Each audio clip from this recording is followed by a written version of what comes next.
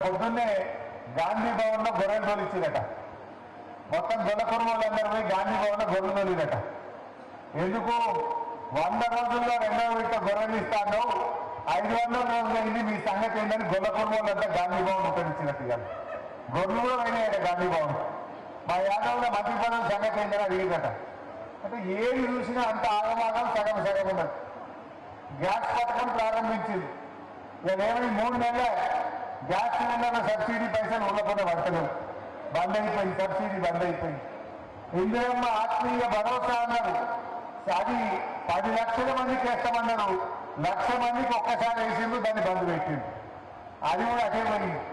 ఇక రాజీవ్ యువ వికాసం అయితే ప్రారంభం కాకముందే ఆగిపోయింది దాని సంగతి. సన్నాలకు బోనస్ అన్నారు, అది కూడా ఉత్తరం అయిపోయింది, తుస్సుమన్నారు. ఇప్పుడు యాసంగి పంటకు సన్న వడ్లకు ₹1 కూడా బోనస్ ఇవ్వలే, బోనస్ కూడా అట్టెక్కింది, బోనస్ బోనస్ అయిపోయింది. ఒక తాపు ఇచ్చిండు, బోనస్ బంద్ అయిపోయింది. రాజీవ్ వికాసం స్టార్ట్ అయ్యాలి. గ్యాస్ సిలిండర్ 3 నెలల బంద్ అయిపోయింది, గొర్రెలు బంద్ పెట్టేసిండు, ఏది కూడా చక్కగా లేదు.